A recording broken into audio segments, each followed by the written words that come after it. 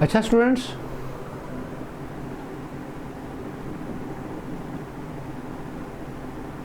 Karnaugh engine and Carnot theorem.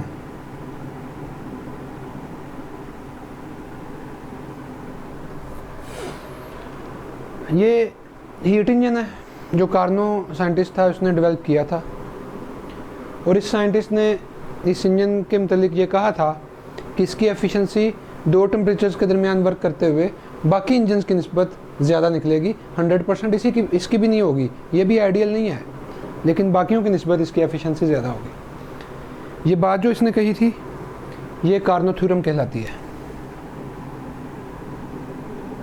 कि efficiency of Carnot engine is maximum working between two temperatures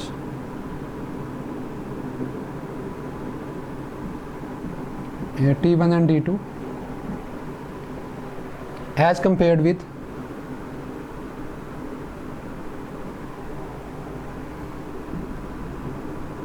other heat engines। Carnot theorem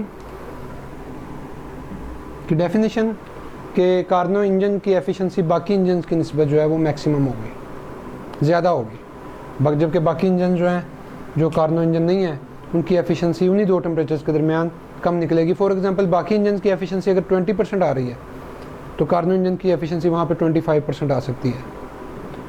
तो ये Karnaugh theorem है। Karnaugh theorem Karnaugh engine के लिए बताया गया।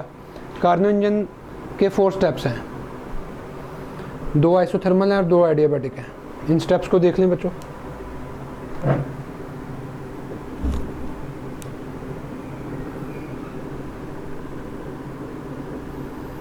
ये हमारे पास एक सिलेंडर है, क्लोज सिस्टम, इसमें से गैस बाहर नहीं आ सकती। इसमें हमने 4 स्टेप्स बनाने हैं। ये सेकंड स्टेप है,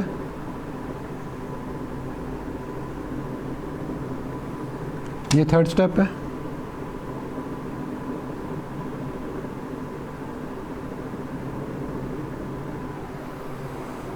first second third, and that is the fourth step.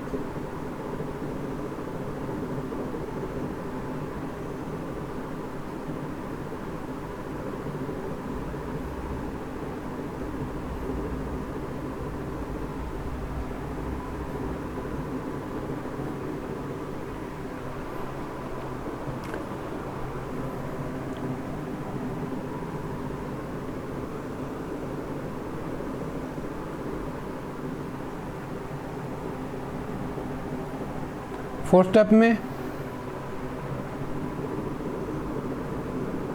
पहले स्टेप को पहले चेक करेंगे हम, इसमें क्या होगा, फिर सेकंड स्टेप में क्या होगा, थर्ड स्टेप में क्या होगा और फोर्थ स्टेप में क्या होगा। These are the 4 steps. First step में आप इस सिलेंडर को HTR पे रखेंगे, दूसरे स्टेप में इंसुलेटर पे रखेंगे, तीसरे स्टेप में LTR पे रखेंगे और चौथे स्टेप में फिर इंसुलेटर पे रखेंगे।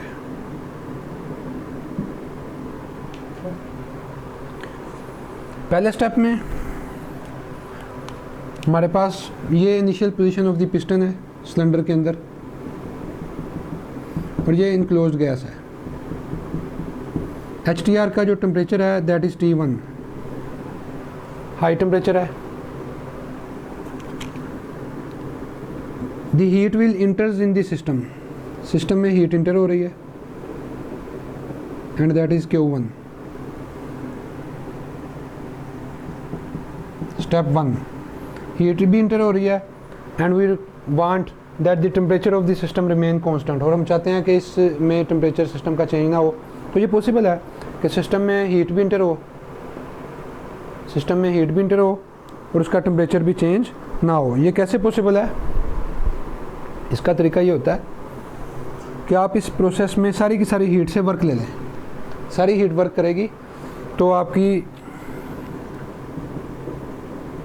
आपका ये प्रोसेस आइसोथर्मल हो जाएगा, आपकी सारी की सारी हीट जो सिस्टम में इंटर हो रही है that will appear in the form of work and there is no change in internal energy of the system. System की इंटरनल एनर्जी चेंज नहीं हो रही, क्योंकि आइसोथर्मल प्रोसेस में आपको पता है कि टेम्परेचर कांस्टेंट रहता है। टेम्परेचर कांस्टेंट हो तो इंटरनल एनर्जी का चेंज भी नहीं आता, तो इसलिए सारी की सारी हीट वर्क कर रही है। इसको आप प्रेशर वॉल्यूम फॉर्म में यूँ लिख सकते हैं, P1V1 is equal to P2V2। तो ये इक्वेशंस हैं फर्स्ट स्टेप की जो आइसोथर्मल है। इस प्रोसेस में होगा क्या, हीट के इंटर होने की वजह से सारे का सारा वर्क होगा, और वर्क होने की वजह से पिस्टन जो है वो ऊपर चला जाएगा। पिस्टन अपनी पोजीशन A से B पे चला गया। पिस्टन का ऊपर जाना वॉल्यूम में इंक्रीज़ का बायस बनेगा। वॉल्यूम में जब इंक्रीज़ आएगा तो प्रेशर डिक्रीज़ हो जाएगा, क्योंकि आइसोथर्मल प्रोसेस जिस पे आप बॉयल्स लॉ भी अप्लाई करते हैं, इसमें अगर आप कांस्टेंट टेम्परेचर पे वॉल्यूम इंक्रीज़ कर रहे हैं तो प्रेशर विल बी डिक्रीज्ड। तो इसका मतलब है इस स्टेप की जो कर्व आएगी हमारे पास, प्रेशर वॉल्यूम, ये वॉल्यूम है, ये प्रेशर है। तो पहले स्टेप में हमारा जो वॉल्यूम है वो इंक्रीज़ हुआ है, प्रेशर डिक्रीज़ हुआ है, यानी कि यहाँ पे प्रेशर की वैल्यू थी, ये प्रेशर की वैल्यू थी इनिशियल, और ये वॉल्यूम की वैल्यू थी। ये स्टेप यूँ चला गया जो आइसोथर्मल कर्व होती है। इस स्टेप में आप देखें, आप A से B तक गए हैं, और इस स्टेप में आपके पास आपको ये नज़र आ रहा है कि सिस्टम का जो वॉल्यूम है वो V1 से बढ़ गया है, वॉल्यूम बढ़ गया है, V2 हो गया, वॉल्यूम इंक्रीज़ हो गया। जबकि अगर आप दूसरी तरफ वाई एक्सिस के लोग देखें तो जो प्रेशर की वैल्यू है वो डिक्रीज़ हो गई है। प्रेशर था पहले P1, अब P2 हो गया। Pressure is decreasing while the volume is increasing and the temperature is constant. Because the temperature is constant, therefore this curve will be called as isotherm. That is the first step of the isothermal of the Carnot engine. Now we have to discuss the second step, step 2, in which you put that cylinder on the insulator.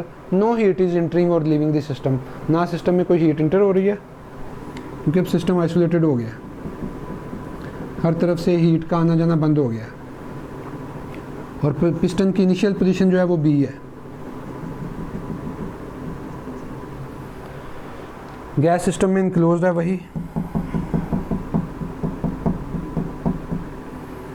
इस step में आप piston को खुद push करेंगे ऊपर की तरफ, और पिस्टन के ऊपर लाने की वजह से वॉल्यूम इंक्रीज हो जाएगा, और आप B से आ जाएंगे C पे।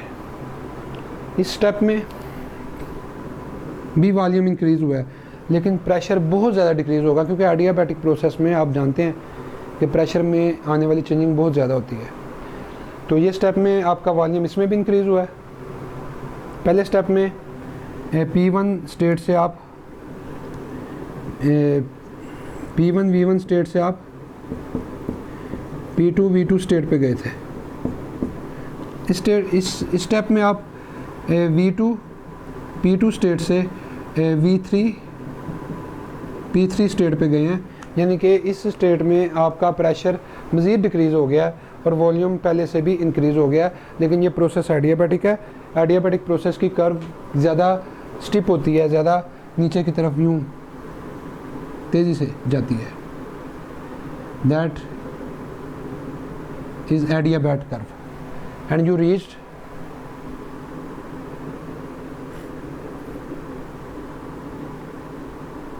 Eight point C। आप पॉइंट C पे पहुंच गए हैं।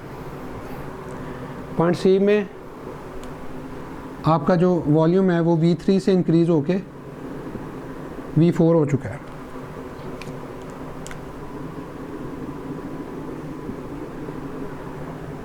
एक्स एक्सिस के लॉन्ग वॉल्यूम है, जबकि प्रेशर जो है वो मज़ीद डिक्रीज़ हो चुका है और प्रेशर की वैल्यू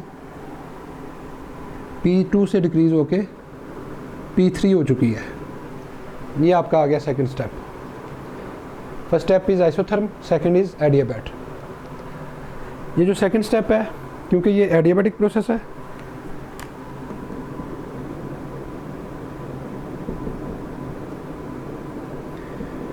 हीट की वैल्यू ज़ीरो है, सिस्टम में ना हीट इंटर हुई है ना सिस्टम में से बाहर गई है, इसलिए आपका delta U is equal to W।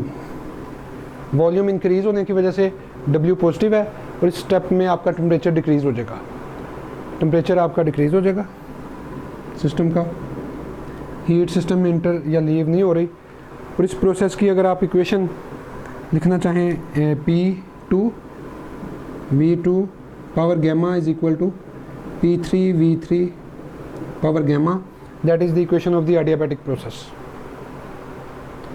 Now we reached at the step 3.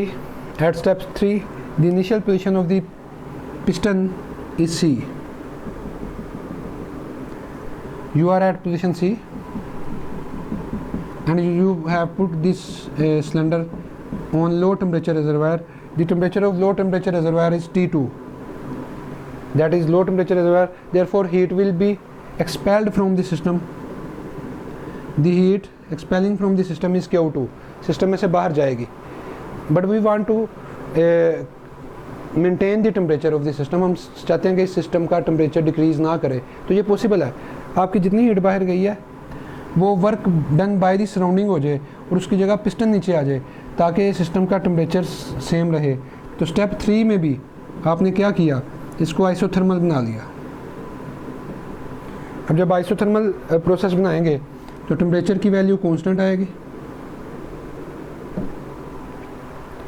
Temperature की वैल्यू कांस्टेंट आएगी और आपका जो हीट सिस्टम में से बाहर जा रही है वो वॉल्यूम में डिक्रीज़ का बायस बनेगी। W भी नेगेटिव है और Q भी नेगेटिव है क्योंकि हीट सिस्टम में से लीव हो रही है और वॉल्यूम भी डिक्रीज़ हो रहा है और पिस्टन नीचे की तरफ ट्रैवल करेगा और नीचे की तरफ एक पोजीशन D पे आ जाएगा।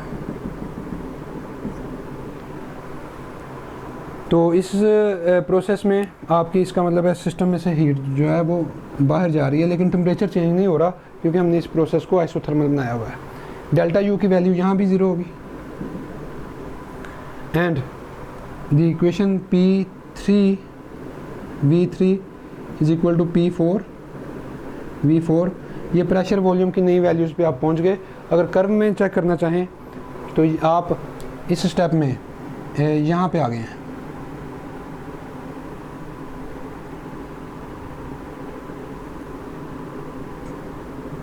ये कर्व जो है स्टेप 3 की है, that is also isotherm. In this process the volume is decreased, volume कम हुआ है और आप V4 से वॉल्यूम को कम करके इस पॉइंट V3 V1 V2 ये V3 था, V3 से डिक्रीज़ करके V4 पे ले आए हैं।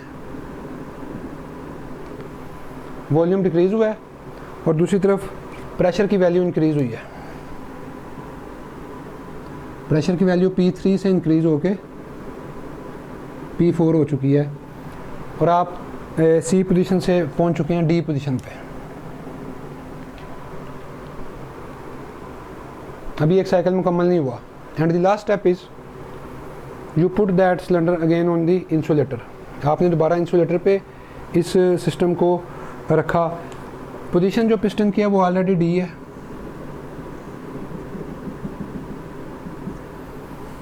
नो हीट इज़ एंटरिंग और लीविंग द सिस्टम, ना सिस्टम में कोई हीट आ रही है ना बाहर जा रही है और हम चाह रहे हैं कि ये दोबारा से सिलेंडर जो है अपनी इनिशियल पोजीशन ये वाली A पे आ जाए।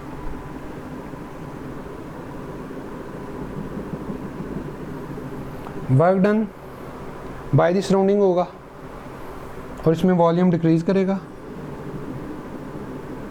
और आप दोबारा इनिशियल पोजीशन A पे आ जाएंगे। इस स्टेप में, स्टेप 4 में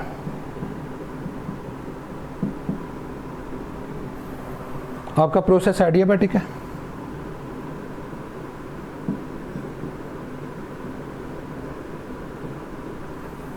ये एडियाबैटिक प्रोसेस में हीट इंटर या लीविंग नहीं कर रही सिस्टम में से, ना सिस्टम में से अंदर जा रही है ना बाहर आ रही है।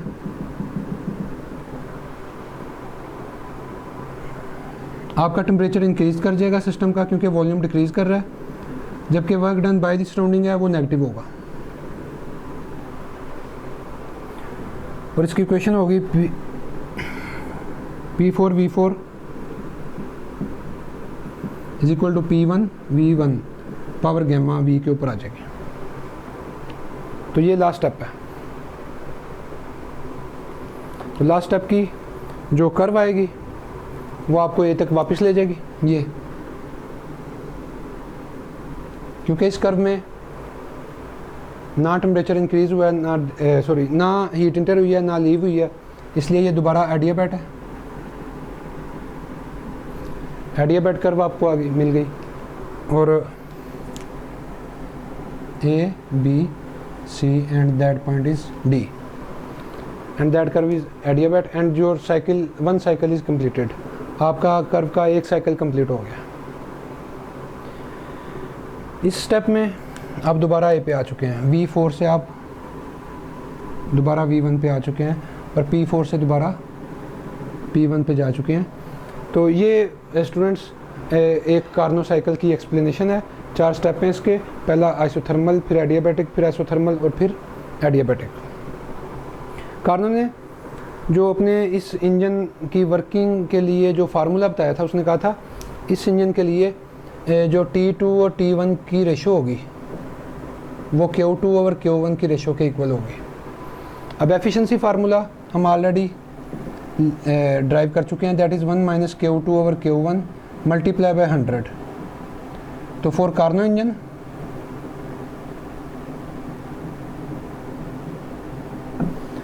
इंजन के लिए एफिशिएंसी जो मैक्सिमम आती है वो इस वजह से आती है कि Q2 और Q1 की रेशो की जगह T2 ओवर T1 की रेशो आ जाती है।